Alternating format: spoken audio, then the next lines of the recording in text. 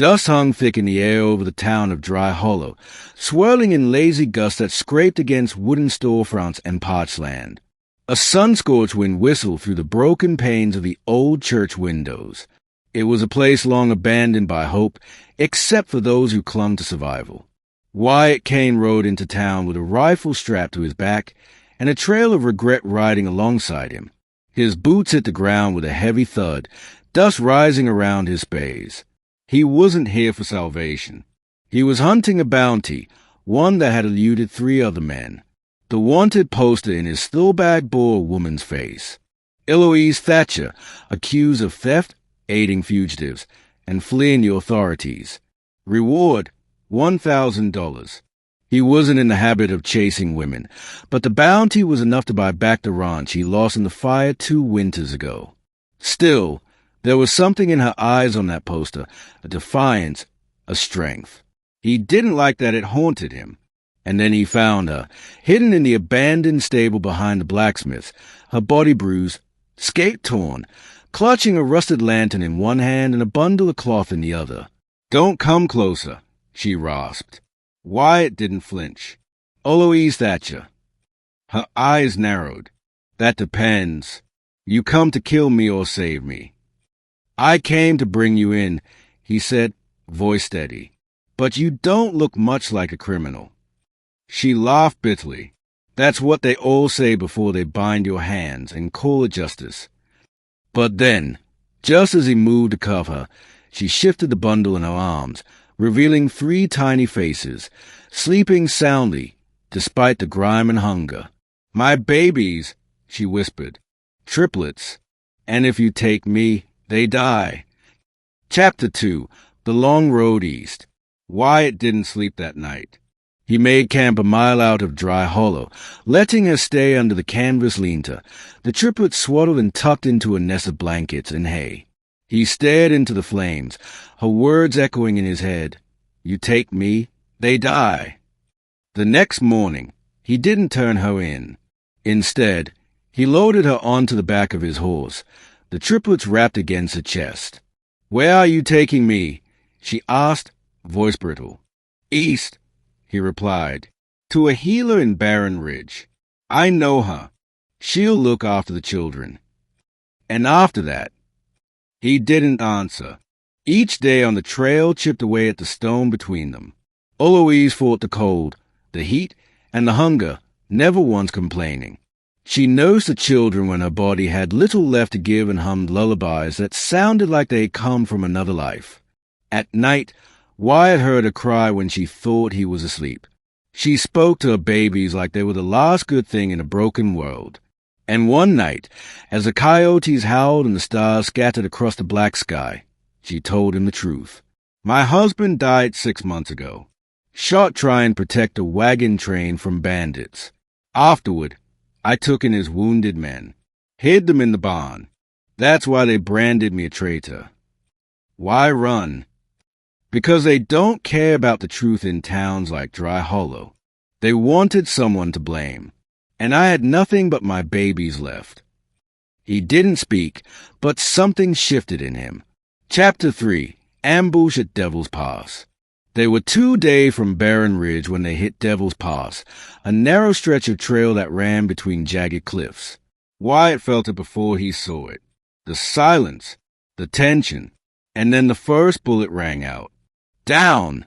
he shouted, pulling Eloise from the saddle and shielding her and the babies with his own body. Bandits emerged from the ridge, 6 in all. Wyatt's rifle was already in hand. He dropped 2 before they knew what hit them. But the fight was dirty. One got close, knocking Wyatt to the ground, pistol raised. Then, a gunshot. The bandit crumpled. Wyatt looked up to see Eloise, hand shaking, a revolver clenched in her grip. Her face was pale, but her aim true. "You shot him," Wyatt said in disbelief. Her voice cracked. "No one's taking my children." When the fight was over, Wyatt was bleeding from his side. Eloise tore her dress and pressed it to the wound, trembling. "You're going to be all right," she said. "I'll live," he grunted. "Thanks to you." She stared at him, tears in her eyes. "I should hate you. You were going to turn me in." "I know," he whispered, "but I didn't." "Why?" He looked at the triplets, now asleep in a basket near the fire. "Because I saw something worth more than money." Chapter 4. Redemption at Barren Ridge. The healer in Barren Ridge was an old Lakota woman named Hanya, who owed Wyatt a life debt from years ago. She took Eloise and the children in without question. "I'll keep them safe," she told Wyatt, "but you need to figure out what you're running from."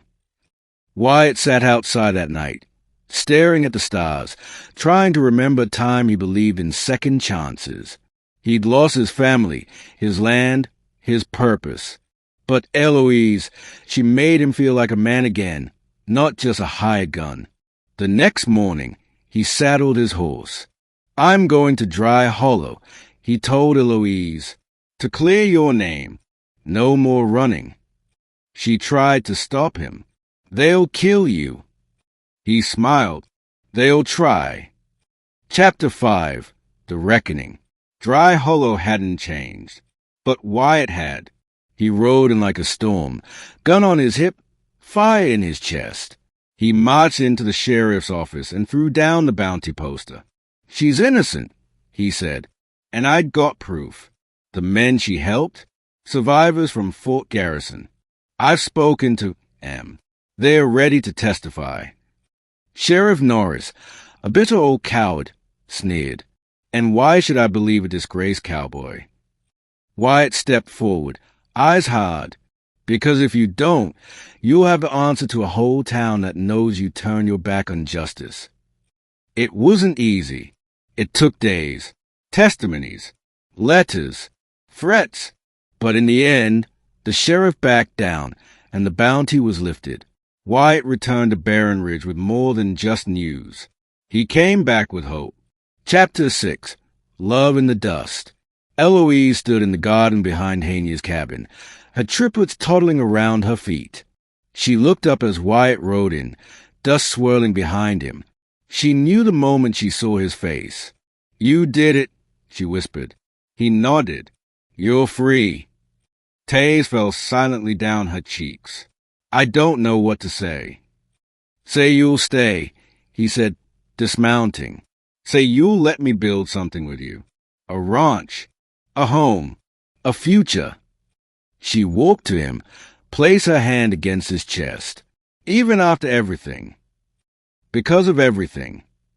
The triplets gurgled nearby, one of them pulling at Wyatt's boot. He bent down and scooped the child up, holding him like he'd done it 100 times before. "I may not be much," he said softly, "but I'll love them like they're my own." She kissed him then, soft, slow, full of all the sorrow and strength and hope that had carried them through the fire. And as the sun dipped low over the hills, casting golden light across the valley, Wyatt Kane, once a broken cowboy, finally found the one thing he never thought he'd have again: a home, a family, and a love that survived the dust and danger of the frontier.